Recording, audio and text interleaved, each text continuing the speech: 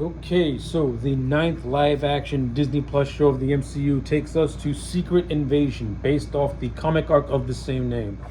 Okay, so the general plot line of the show is as follows. A renegade Skrull known as Gravik has been secretly infiltrating Earth and putting his chosen rebels into high positions of power. This conspiracy is being unraveled by Nick Fury and Talos, who must team up to try and stop Gravik from pretty much taking over the world, and they got to save humanity in a way. So that's the overall genesis plot line of the overall show itself. So how was the debut episode of Secret Invasion? I thought it was decent. I give the first episode a lot of credit for kind of taking the MCU back to a more serious direction and not being overly silly or goofy with it. I'll give this. From watching this first episode, they really tried to channel the tone of The Winter Soldier, which was one of the best MCU movies ever made and possibly one of the best superhero movies ever made, mainly because The Winter Soldier was presented more as a political thriller that just so happened to have Captain America. I think Secret Invasion is going for a something in similar in tone with that, while also throwing in a little bit of John Carpenter's The Thing, because the Skrulls can pretty much imitate and shapeshift into any being they want. Kind of like The Thing. So you kind of get that level of paranoia and the whole and the whole question of who do you trust? Like, who's a Skrull, who's not a Skrull? Like in John Carpenter's The Thing, who is the monster, who is not the monster? So I like that level of paranoia that this first episode already adapts. Now, does that mean this was a good first episode? Like I said, I thought it was decent. I think in a lot of areas it can be a little slow. It kind of does take a while to get going, mainly because we're setting up the more prominent characters that are going to be the focal point of the show, which is Nick Fury, who is returning from outer space, who has been on this space station known as Saber. He was called in by Talos in order to uncover this Skrull plot. Of course, everything gets kicked into gear when a Skrull imitating as Everett Ross kills this random guy who is pretty much unraveling a conspiracy theory, and a big chase scene ensues, which sees the Ross impersonator get killed by Talos. And this is what encourages Talos and Maria Hill to pretty much tell Nick Fury to come down to Earth, because they got a big problem that's boiling, which is this Skrull rebel known as Gravik, who has a history with Nick Fury, and he also has a history with Talos. It's revealed in this first episode that this character of Gravik, he's like this cult leader, because he has like his own little compound of Skrulls that are taking refuge in this abandoned nuclear power plant in Russia. So and he also has these two dividing sects.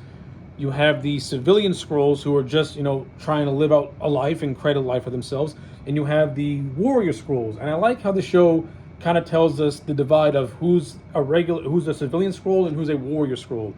As explained to us by Gia, who is the daughter of Talos, a warrior Skrull stays in their human form, so that way they can infiltrate. This again, it goes back to the whole idea of John Carpenter's The Thing and imitation and shapeshifting. So this could play into a lot of paranoia as the show goes on. So I like that initial setup and idea. It's all on how it's all gonna be on how it gets executed as the show goes on. It can be done in cool ways, or it can be done in cheap, stupid, silly ways. It remains to be seen. I think the overall first episode did a good job of doing it in a real way, with a Skrull imitating Everett Ross. That was a nice way to get the ball rolling. So at first setup, okay, I like it. And I do like how I kind of do like how Gravik is more or less talked about before being actually seen. Like, you kind of build him up as like this looming threat without actually showing him. We don't really see Gravik like the last 5 minutes of the show, where Talos, Fury, and Maria Hill are trying to stop a bunch of dirty bombs from exploding up in a town square. Of course, they failed to do so, and in the ensuing explosion, Maria Hill gets shot and is presumably dead by Gravik. Now, is Maria Hill dead? I don't know. But is this a strong way to start off this show? Yeah, because Maria Hill, even though she's not a major MCU character, she does have history in the MCU. She's more or less Nick Fury's right-hand woman. She's been by his side since that first Avengers movie and preceding movies after that. So Maria Hill's death So if Maria Hill really is dead, that could lead to some pretty interesting things that could happen in the show going forward. Uh, I kind of sort of like the idea of Nick Fury being a changed man post the blip, since he was a man who was always in control, and since he pretty much did not, since he doesn't know how to reconcile what happened with Thanos, he's more or less kind of a broken man. Now I hope they don't turn Nick Fury into like this soy boy kind of broken man, which would be completely against who Nick Fury is as a character. But I like the idea of Nick Fury having moments of vulnerability. Like he's someone who's always in control and is always 5 steps ahead of someone else. So I kind of like the idea of Nick Fury being outsmarted. Like he's met someone that can match him. But again, I don't want this to be done at the expense of Nick Fury to be written as a dummy version of his former self. Maybe somebody who has grown more paranoid, and that's making him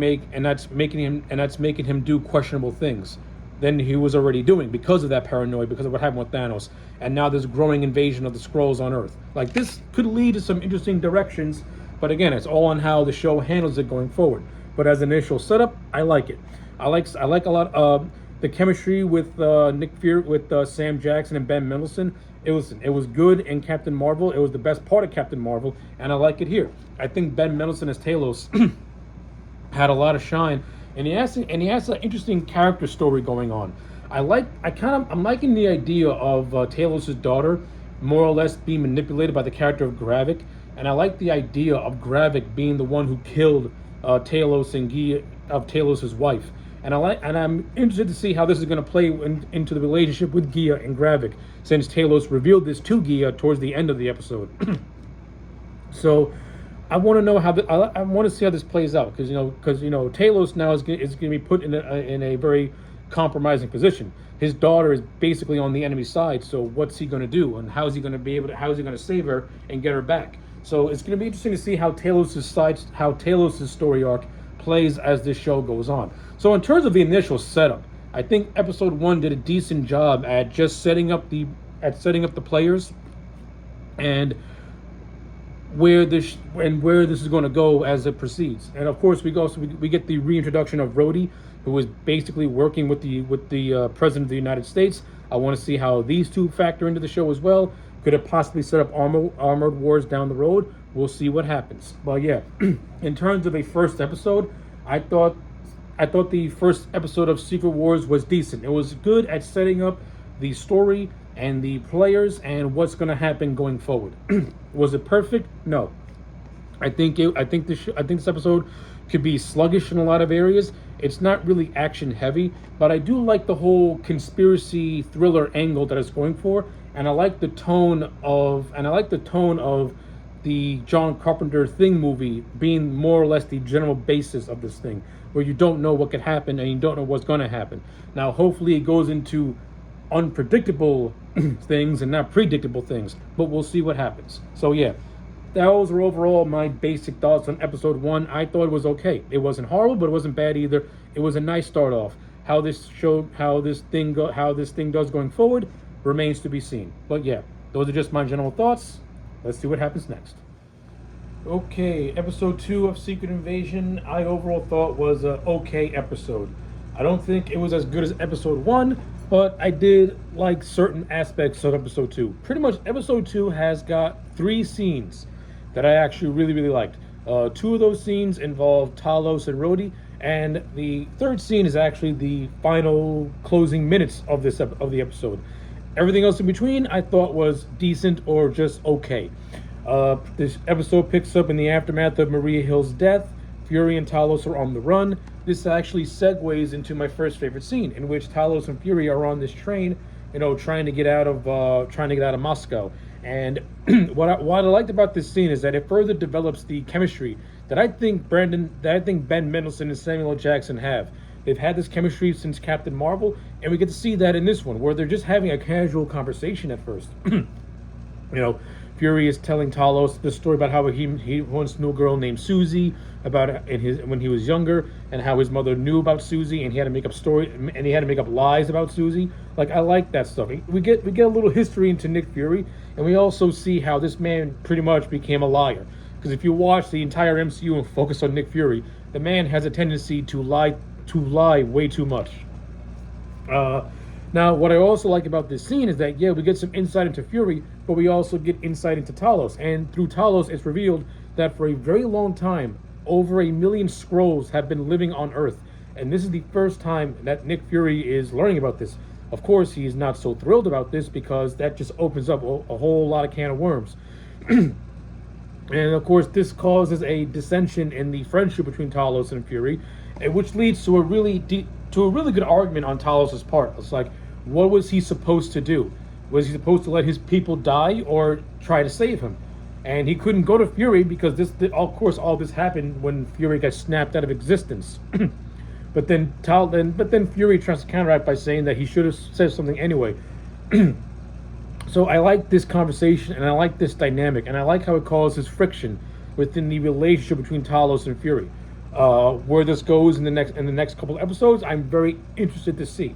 But yeah, I like the initial setup. I like the initial setup of everything, so that was nice.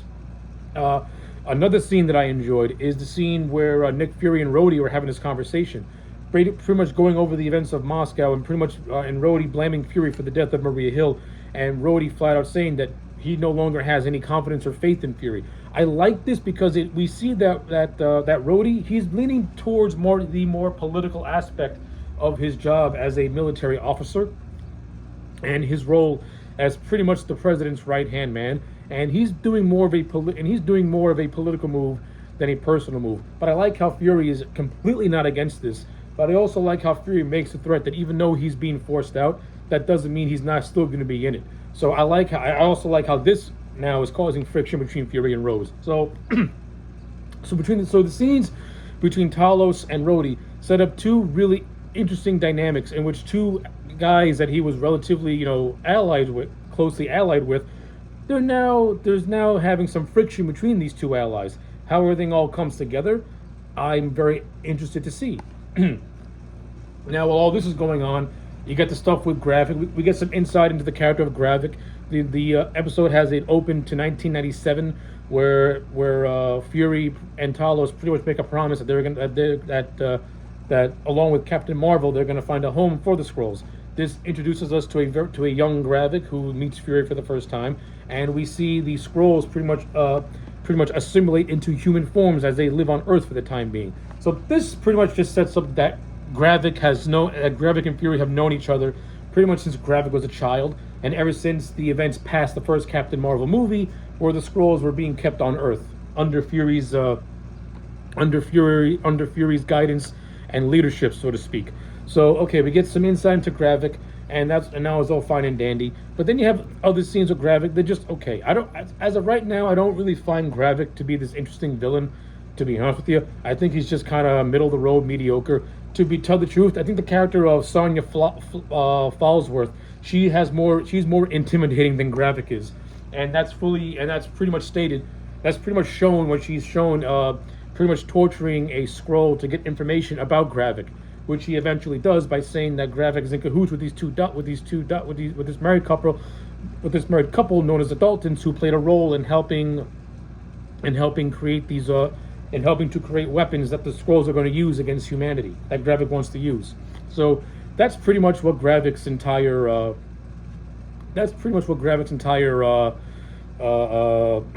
thing is in this episode. It's just filling him some of his backstory and establishing what the next course of action is going to be for the next preceding episode. So that's basically it. Like, honestly, truthfully, the stuff with Nick Fury with Talos and Rhodey was the more interesting aspect of this episode, while stuff with Gravik was just okay.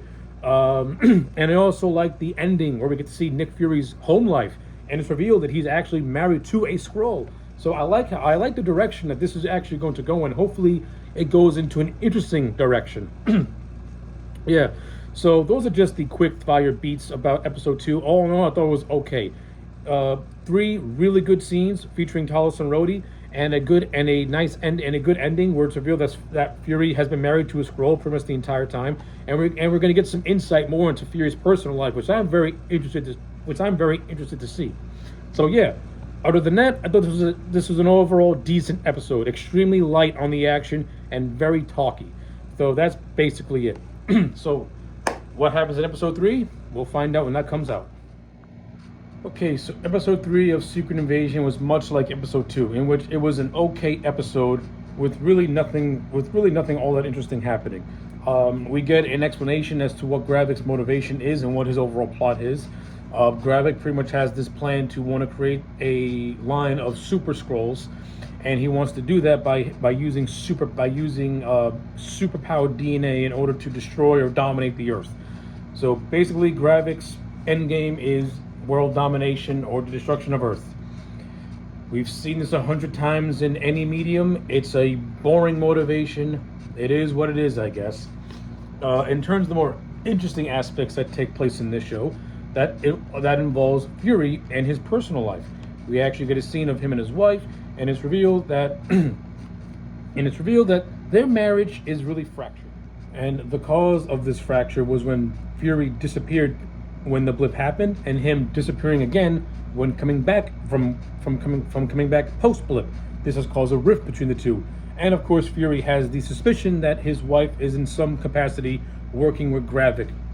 So that's actually one of the more interesting aspects of the episode. And when you get to the end of the episode, it sets up something very interesting for episode 4. So yeah, that stuff was okay. What really hold this episode together is the consistent camaraderie between Ben Mendelsohn and Samuel L. Jackson as Talos and Fury. These two have really good chemistry together, and they work so well. Yeah. And if it wasn't for Mendelsohn and Jackson, I wouldn't really be caring so much about Secret Invasion, because with these last 2 episodes that have dropped, this show has not really been anything all that spectacular. Like it's not even close to picking up any steam. The only 2 slightly interesting scenes that happen in the middle of the episode is where Talos and Gravik go to have a parlay, in which Gravik reveals that he's going to be using the Royal Navy in order to launch a missile strike. And if Talos tries to stop him, then he threatens that he's going to cause harm to Gia's daughter.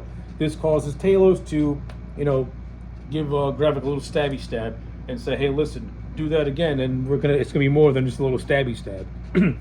This, of course, transitions to a scene where Fury is talking to Fallsworth, where she gives himself and Talos the location of a royal commander named Fairbanks, who has the passcode to stop this airstrike. Fury and Talos go to the man's house.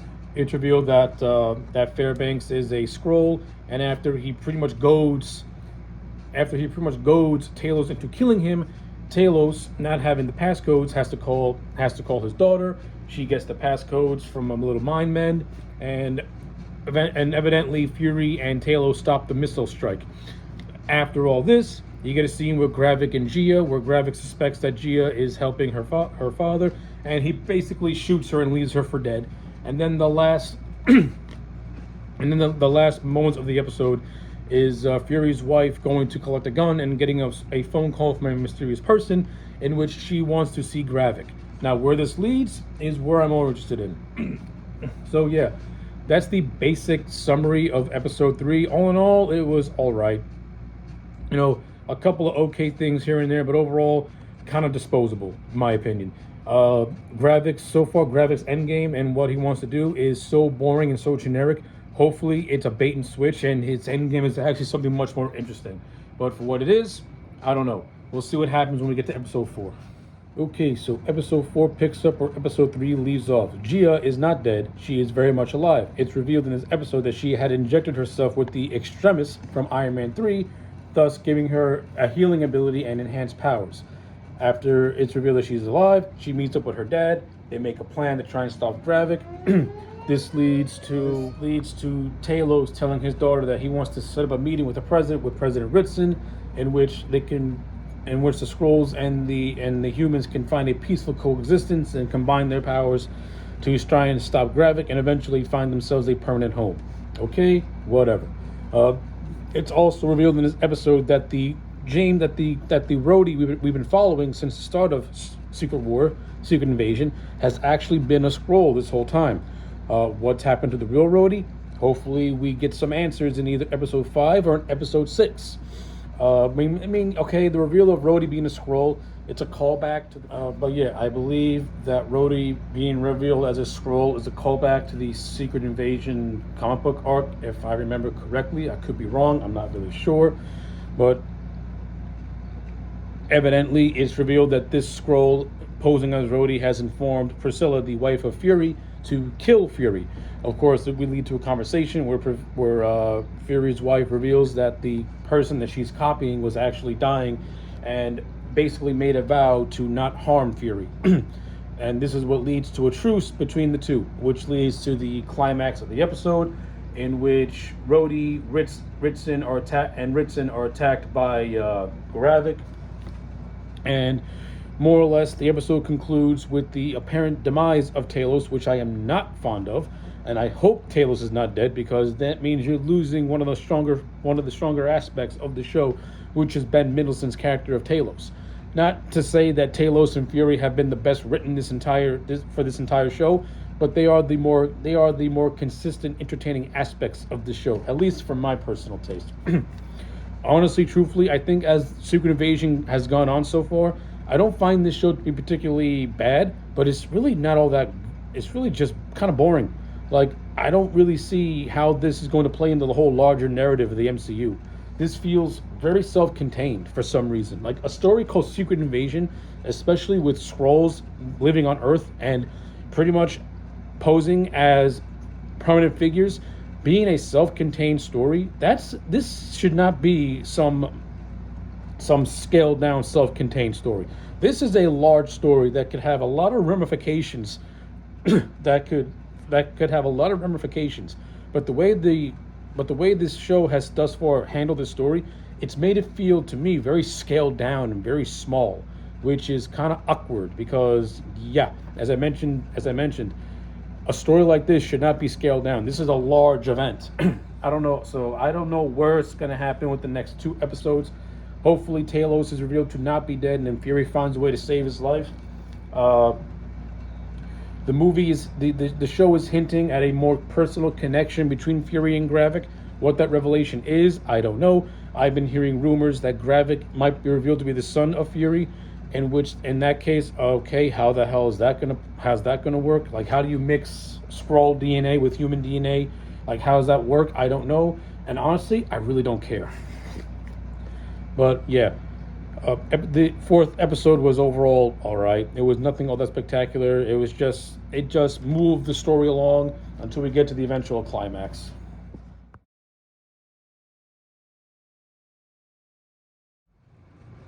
All right, episode 5 of Secret Invasion is all about setting up the series finale. So everything picks up after the events of the last episode. President Ritson's in the hospital being brought there by Fury. Fury has a confrontation with Rhodey, in which Rhodey is going to implicate Fury in the killing of Maria Hill, and now putting Fury on a global watch list. After that, Rhodey has a conversation with Gravik in which he basically wants to frame the Skrulls and start World War III by having Rhodey show the president pictures of the Skrull compound and the super Skrulls that Gravik has been secretly creating, wanting to plant. I don't know. Gravik's plan is so convolutedly stupid, I don't even care. That's how bad it is. And Gravik, just as a villain, is just terrible. The actor playing him is terrible, and the character is terrible. Gravik has got to be the most forgettable and most uninteresting villain the MCU has ever produced. Malekith from Thor: The Dark World is more interesting than this walking plank of wood. But yeah, Gravik's plan is to ultimately start World War III amongst the humans and the Skrulls and a bunch of convoluted nonsense. We can get this thing of the Fallsworth character, who is doing everything that Fury should be doing. Fallsworth as a character has no business being in this show. The fact that they gave Fury's best personality traits to this character sucks. The MCU has sucked. It has taken away all the badass of their male characters and have forced them onto these female characters that we're never going to see again. But evidently, Fallsworth attacks these 2 Skrulls who are working with Gravik. One of them tries to kill one, and then Fallsworth kills that one, and then burns down a laboratory. Nothing really all that interesting happens, to be honest with you. We get fallout from the death of Talos, a decision that I think absolutely sucks. We see Gaia and Fury's wife giving him a Skrull funeral. That is what it is. Killing off Talos was the worst idea this show has done so far. Aside from having a story that is just not interesting at all. The concept of the world being overtaken by Skrulls and not knowing who can be Skrulls, that whole idea has been hardly ever expanded upon in any interesting way. This show has been just a gigantic letdown of boredom. It moves at a snail's pace. There's barely any action in it, and the show is just flat out boring. And listen, I give Samuel Jackson a lot of credit. He's trying to carry the show, but he has very little of intrigue to work with. Oh my god. Yeah, so all that ranting and raving done. What else takes place in this episode? I don't even remember. That's how boring this episode was. Oh yeah. Gravik makes a threat to Fury about wanting this thing called the Harvest. We find out that this drug is made up of the DNA of all the Avengers and some Skrulls, and Fury has kept it hidden in a fake grave in Finland, and he's going to give this thing to Gravik. Fallsworth, a character who I don't like, pretty much has the most common sense answer. Why are you giving this thing to this man? With Fury says, when Fury gives like a non-answer basically. So yeah, the episode pretty much ends with Fury gathering his mysterious allies to have the final confrontation with Gravik, and I hope this show just has a satisfying conclusion, because it started off decently, but as the show progressed, it got progressively boring and just progressively forgettable.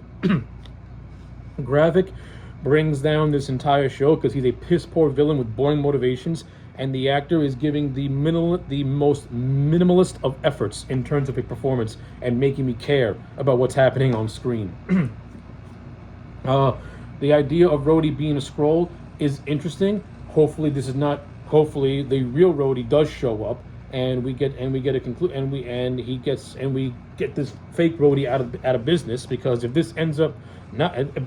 Rhodey ends up being a Skrull the whole time from the start of the MCU to now, that would be the biggest letdown and would make absolutely no sense at all. And I would just absolutely hate it. So yeah, I might be missing a few little things for episode 5, but that's just the general highlights of it. Overall, I thought this was a boring episode that's hopefully going to set up to a satisfactory conclusion, which I highly doubt, because these MCU shows do a bad job at making you satisfied. An MCU TV show is like sex. It leaves you unsatisfied if the sex is whack. So yeah, let's see if season 6 can give you good sex. Let's see if episode 6 can give good sex. All right, the final episode of Secret Invasion wraps up everything in a very unsatisfactory note. This has got to be one of the most just disposable finales I've seen to a Disney Plus shows. Even though I have not liked any of these Disney Plus shows, I thought they've all been mediocre. At least the finales, left something, even though that something was just bleh. But at least it left you something to talk about. This finale left you absolutely nothing to talk about. It all comes down to this: Gravik and Fury finally have their face-to-face confrontation, and when Gravik explains his motivations as to what Fury did to him, he comes across as a spoiled son lashing out at his father for not getting what he wants. But this conversation is rendered useless because it's revealed that the version of Fury Gravik was talking to was actually Gaia, the daughter of Talos, the whole time, and it basically turns into a whole "you killed my parents, now I'm going to kill you" type of thing. And both these two characters get engulfed by this thing called the Harvest that was established in episode 5, which basically gives them all the powers of the Avengers. And they have a very boring fight that ends with Gaia winning. I don't give a damn. This fight was boring. This whole thing was boring. Gravik was boring. The actor was trying to show some emotion when he's lashing out at Theory, but he came across as a teenager lashing out at his father. It was boring. It was dull. Gravik as a villain was awful. His motivations are awful. Everything about him is awful. The actor was awful.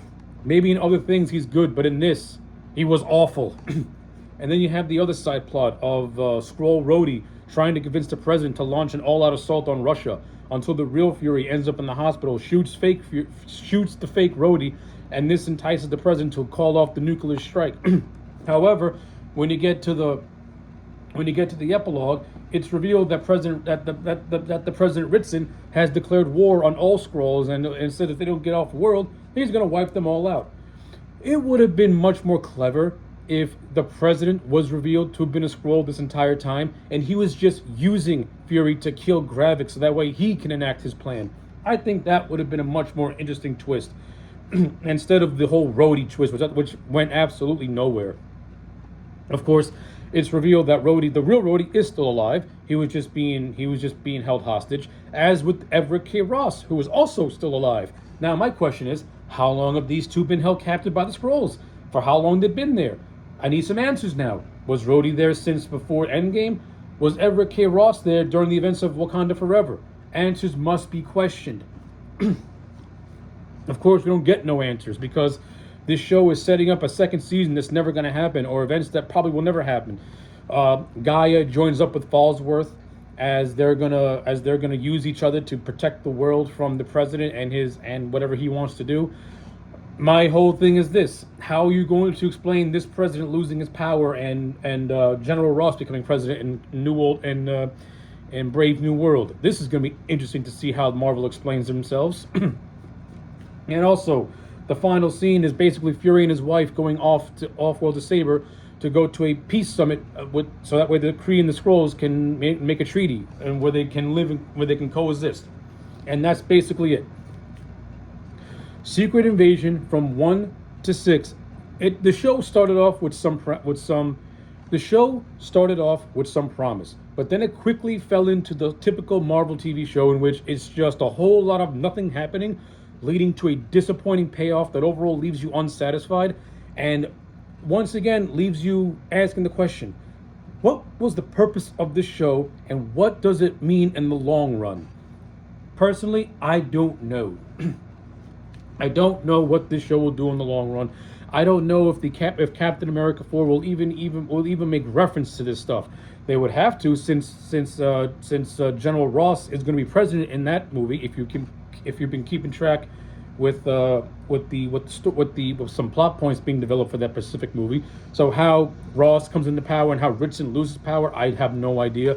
Like I said, I think it would have been much more interesting if Ritson would have been revealed to be a Skrull, and you could expand upon that in Brave New World. But Brave New World looks like it's going into a story that's going to be in a completely different direction.